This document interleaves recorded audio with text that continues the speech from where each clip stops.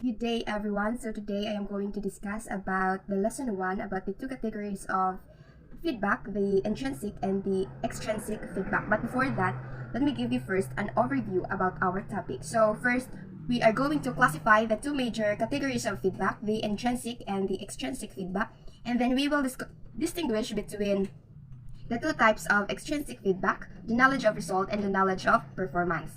Next, we will examine the motivational, reinforcing, informational, and dependency producing properties of extrinsic feedback. And finally, we will address several questions practitioners need to consider when providing learners with instructional feedback, such as what type of feedback to provide, how much information to include in feedback, how precise to make feedback, and how often to give feedback. So, let's start.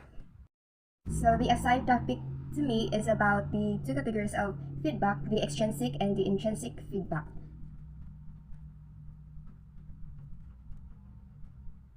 So the reporters for lesson 1 are yours truly and Jeronimo Caro III. For lesson 2, we have John Renz Pinky and Eric Hilutin. For the lesson 3, the last, we have Dominic Ferraris, Shane Lee Lasibal, Maria Elaine Hermano, and John Vincent De Rosa. So, first, for our main topic, let's have to classify what is feedback. So, the term feedback was originally popularized near the end of World War II when scientists developed the concept of servo mechanism and closed-loop control systems. So, during our previous topic, we already discussed about the closed-loop control system. As we all know that in closed-loop control system, there is a feedback. And then feedback was characterized as sensory information that indicates something about the actual state of person's movement. So when we say sensory information, all the information that comes out from our senses. Like for example, in vision, smell, what else, and audition sa ears, and so on. So one of the most important ways practitioners can influence the learning process is by providing individuals with feedback about their actions. Some forms of feedback are natural consequence of movements. Like for example, when an individual see the plastic bottle he has thrown land in the recycle bin. So, ginayusi is ang iyanga sight or iyanga vision. Next is when a carpenter feels impact of the hammer she is holding as it comes into contact with the nail. So, dira naman niya na nafe-feel sang isa ka carpenter ang pag-impact sang nails kag ang sang hammer. So, ang feeling naman niya, nagagamit siya sang sensory information. Ang balatong to kagina, feedback was characterized as sensory information that indicates something about the actual state of a person's movement.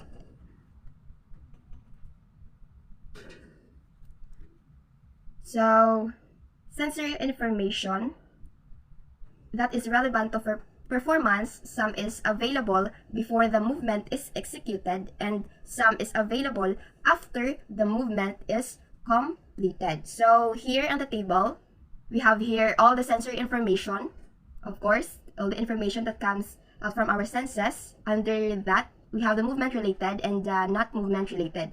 So in the not movement related, as we can see, there's no subtopic, so let's just focus on the movement related. So under the movement related, we have the available before the movement and the available as a result of movement or the feedback. Under that, we have the intrinsic and the extrinsic feedback. Under the intrinsic, we have the vision, audition, touch, proprioception, forces, smell. So these are the sensory information that comes out into our mind. So we have the vision sa aton nga eyes, audition sa ears naton, audio, and sa touch, of course, sa skin, feelings, proprioception within the body, forces, the internal and external forces, the smell, of course, the nose. We have, under the extrinsic feedback, the knowledge of result and the knowledge of performance. Later on, as we go on in our lesson, we're going to discover or discuss about the knowledge of result and the knowledge of performance.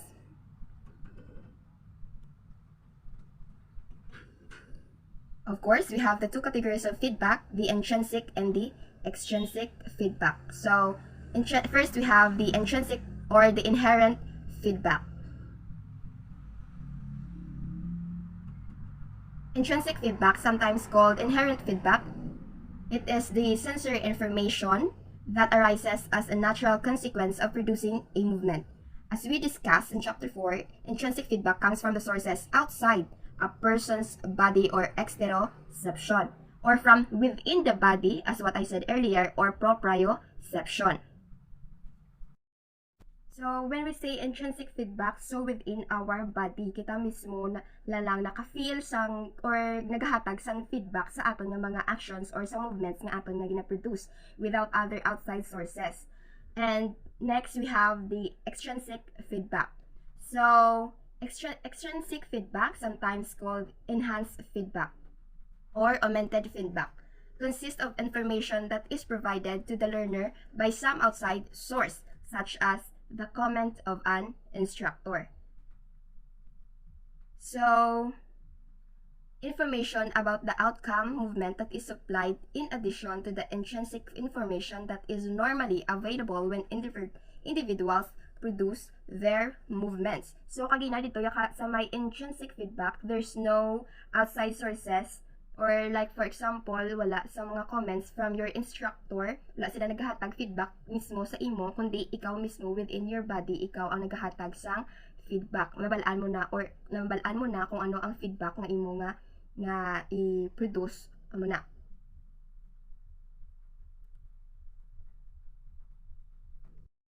So we have here the 4 functions of extrinsic feedback.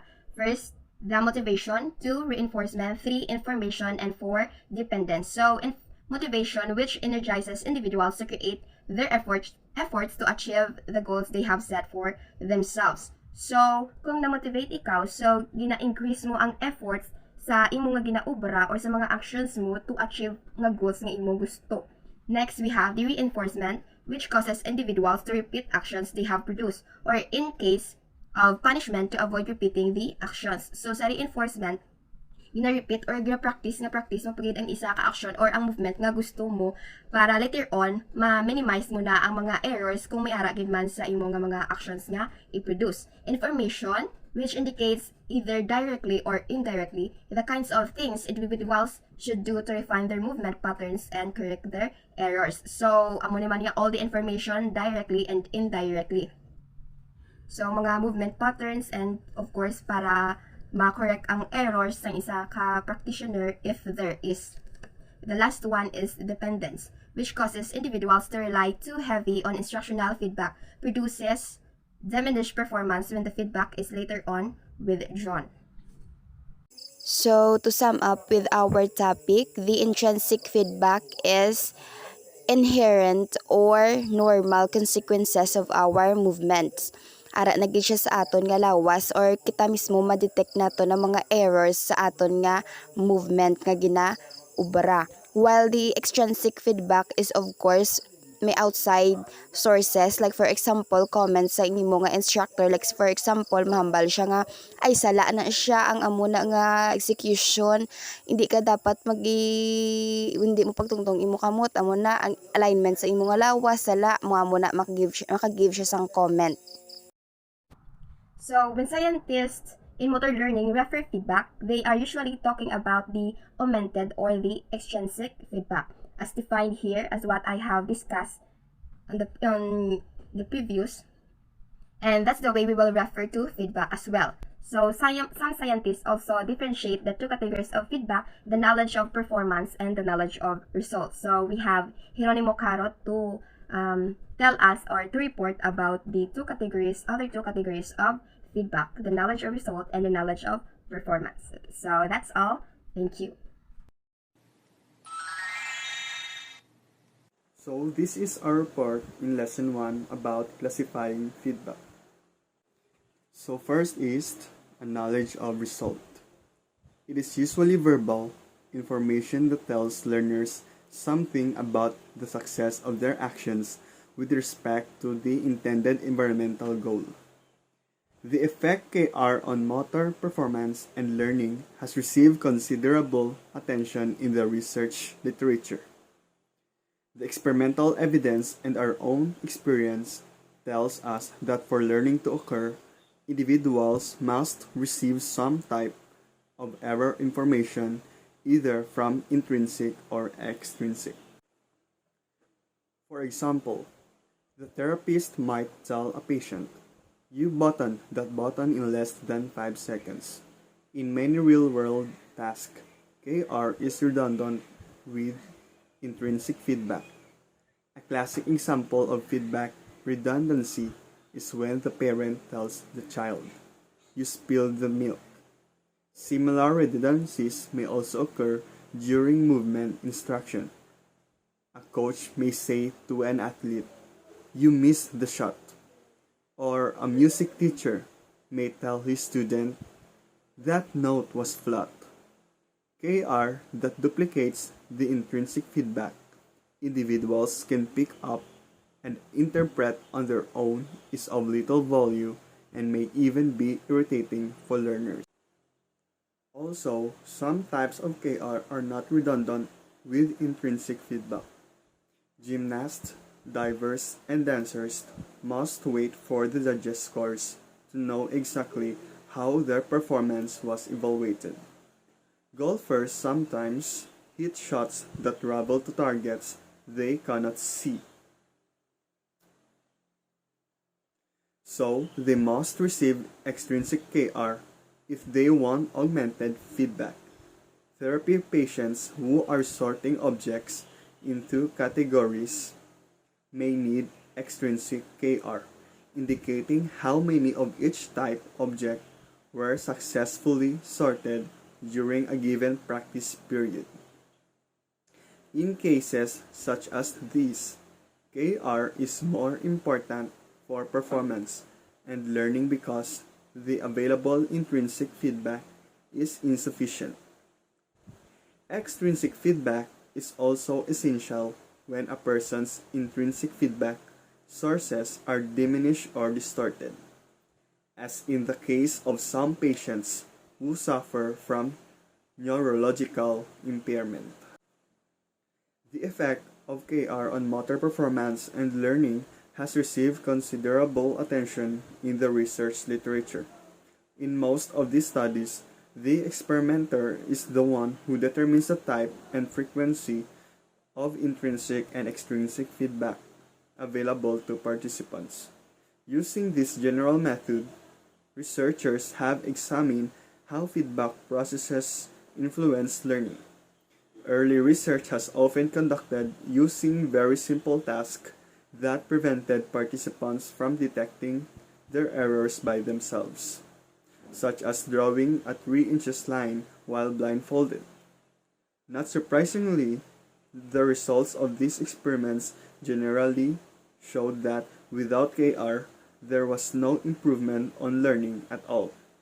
On the other hand, when KR was provided following movement attempts, rapid improvement occurred over practice and persisted during retention tests when KR was withdrawn.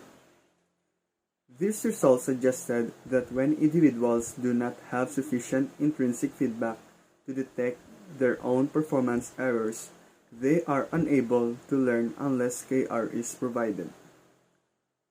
Clearly, this is not to say that people cannot learn tasks in the absence of KR. During your own lifetime, you have learned many tasks without extrinsic KR from an instructor.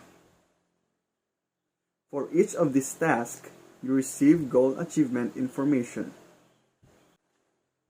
through intrinsic feedback, and this feedback serves as the basis of your learning. Taken together, then, the experimental evidence and our own experience tells us that for learning to occur, individuals must receive some type of error information, either from intrinsic or extrinsic sources. This is one of the most important principles of learning. So the next is knowledge of performance. It provides performers with information about the pattern of their movements. It is sometimes referred to as kinematic feedback. KP also informs individuals about the quality of movement they are producing. For example, coaches might provide this kind of KP. "That punch was little too slow." "Your tuck was not tight enough." Or "Your back swing was too long." On the other hand, therapists might make KP statements, such as these: your step was too short, or you did not lift your knees high enough.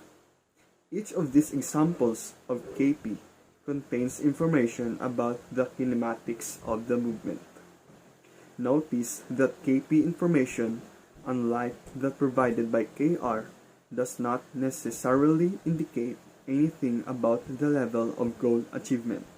Rather, KP informs individuals about the quality of the movement they are producing. Some of the important similarities and differences between KR and KP are summarized in Table 10.0. So, this is a table about the comparison of knowledge of results and knowledge of performance. Their similarities are verbal or verbalizable, extrinsic, and post-response. And their differences is that knowledge of results is information about outcome in terms of environmental goal, while in knowledge of performance, information about movement, production, or patterning or kinematics. Second is the knowledge of results is often redundant with intrinsic feedback, while the knowledge of performance usually distinct from intrinsic feedback. And last is that the knowledge of results is more useful in the laboratory, while in the knowledge of performance, it is more useful in real-world tasks.